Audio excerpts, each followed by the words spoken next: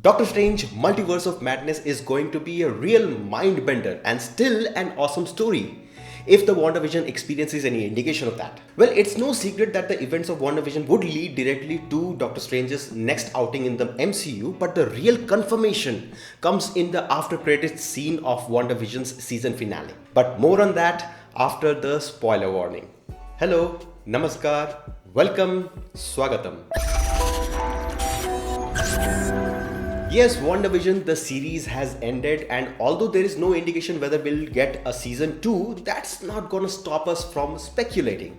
But this video isn't about the speculations. This is to celebrate the mind-bending, heart-rending, and clever beyond all cliches show WandaVision. The finale has aired and there is no reason why you wouldn't have already watched this series, although if you haven't, for whatever reason, here is a solid spoiler warning. So WandaVision season finale was just as expected, emotional and action-packed. Starting at the beginning, as I said in my previous discussion, Catherine Hahn is amazing as the villain Agatha Harkness. But also, as I said in my previous discussion, it wasn't really Agatha all along. It was Wanda. Agatha just catalyzed the inevitable ruin of Wanda's condition. But I liked the duel between the two. Although there is a lot of hate going around on the internet about how Wanda overpowered Agatha, but I'll get to that in a little bit. We have not talked about Paul Bettany's amazing performance. See, underneath that awful lot of prosthetics and makeup and CG, the actor is still Paul Bettany. And it is all the more evident as the episodes have progressed. It is a terribly difficult job to express emotions such as a deep and incorrigible love that Vision and Wanda have with a limited amount of facial expressions, but Paul does it. Go back and watch that scene where Vision is created from Wanda and he looks upon her for the first time. The first time Vision calls out Wanda by name. Wanda. That is love. Then there is Wanda. Well, Elizabeth Olsen has to carry practically the entire series on her shoulders and she does a pretty darn good job at it. So we see that Agatha has taken Wanda's children hostage. So Wanda and Agatha are about to duel. Then White Vision makes an appearance which the colorful Vision deals with in a full CGI battle. Then there is the Sword People who barge inside the Hex at the first opportunity, which the twins deal with. Then there is fake Pietro who has abducted Monica Rambeau. That is to say that there is a nice convergence of all the characters as is fitting in a finale. And for the most part, each interaction is superb, with the exception of Pietro's. After a few tussles, Monica overpowers him quite easily, which I found dissatisfying. I mean, Pietro still had the Quicksilver life speed. Anyway, I was very concerned when the Vision fight started, a fight between two equals. I was afraid it would take some cliched route to reach a resolution. Like somehow White Vision would get a change of heart and go after the bad guys. Thank God it didn't happen. The next thing I hoped would happen, which although being a cliche would have been mighty interesting. That is, Wanda and Vision would switch opponents. Allow me to elaborate. I don't remember exactly which one, but I once read a comic where Superman and Batman were facing off against Lex Luthor and Bane, respectively, and getting their asses kicked. Then they switched opponents. Superman tackled Bane and Batman tackled Lex Luthor and the tables turned. Imagine how it would have been if Wanda started to magic White Vision into the ground. And the color Vision would just phase through all the obstacles and bindings that Agatha created and simply slap her into submission. But those scenarios aside, the combat was pretty balanced. Wanda's Vision and resurrected Vision resolved their conflict in the most Vision way possible, with logic. The ship of Theseus identity metaphysics. That was some clever writing. Kudos to Marvel Studios. Now we come to the duel of the witches.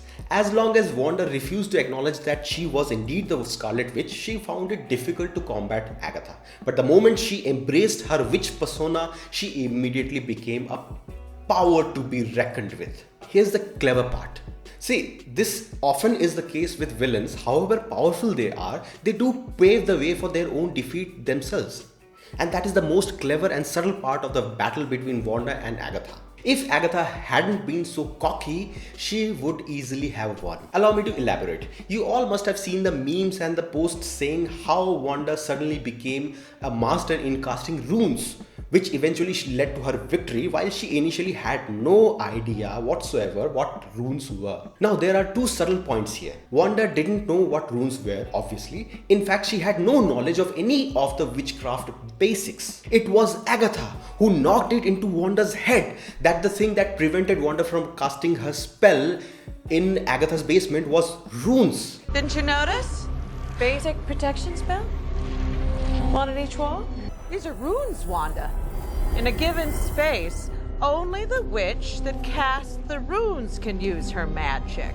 If Agatha would simply had said, "You are powerless because this is my basement," Wanda wouldn't have had looked at those markings properly. Secondly, during the fight, Wanda actually was briefly inside Agatha's mind, taking both of them to the scene of Agatha's witch burning from the 17th century.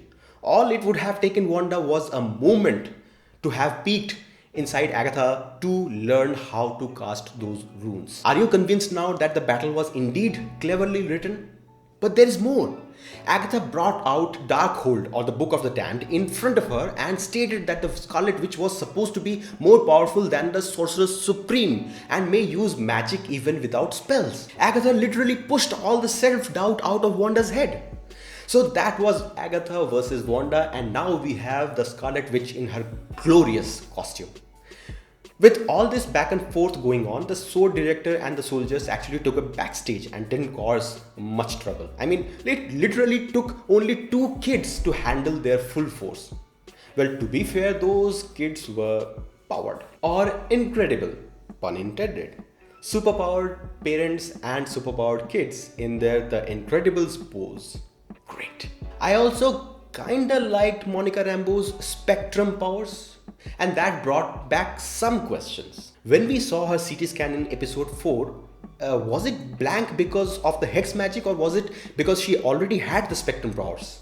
I mean, did she gain her powers through the walls of the hex, or did the hex simply modify or amplify them? It is a nice thing to visit back in the previous episodes. In episode 6, Darcy discovered Monica's blood work, which appeared to have some major mutations or something. Was that due to her innate powers, or was that just from her going in and out of the hex? Monica's fate will be cleared in a future movie, and it is going to be somewhere in space. As we are told in the mid-credit scene, we see her talking to a Skrull sent by a friend of her mom's. That could be Nick Fury or Talos. More questions. And talking about crossing the hex wall, where the hell is Agent Franklin? Well, in a Marvel movie or show, there are bound to be some unanswered questions, isn't it? Another thing that I wondered, the real Vision, with all the memories restored minus the Mind Stone, why wasn't he overwhelmed by love and longing towards Wanda, which could have been the reason for him to stay? I guess the identity crisis was too much for him at the moment, and he has gone out on a quest to find himself. We have Wanda, we have Vision. Will we get a season 2 of WandaVision? Who knows? It is a shame that the kids, Billy and Tommy, didn't survive the reality. Or did they?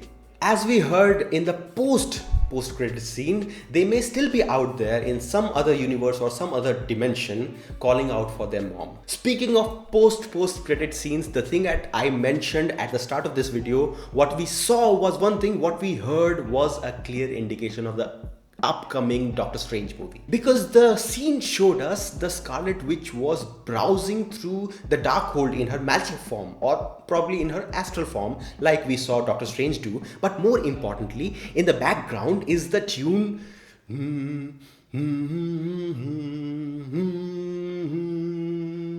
That is Doctor Strange movie theme. So that's it, folks. WandaVision, the first of many Disney Plus Marvel series, has ended with 9 episodes. I confess I still haven't rewatched the first 2 episodes.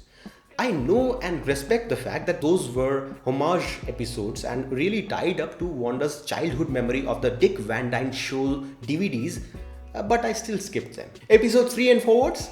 Yes sir, rewatch and rewatch. Which is why I give the whole season of WandaVision 9 thumbs ups out of 10. What do you think? I know if you are a Marvel fan, you must have watched WandaVision by now. If you are not a Marvel fan yet, well, go watch some Marvel movies and then come back. Do let me know your thoughts in the comment section below. As always, I'm eagerly looking forward to your feedback and comments, and I'm also eagerly looking forward to the Loki series. If you like this video and my previous WandaVision episode discussion videos, do leave a thumbs up and share these videos with your friends. This is all from my side for today. I shall be back with another review or a different video on any other topic. Till then, do subscribe to my channel to stay tuned with me. You have been with Dr. Abhinav Atul, and it is my pride and privilege to be able to connect with you through this video. Namaskar.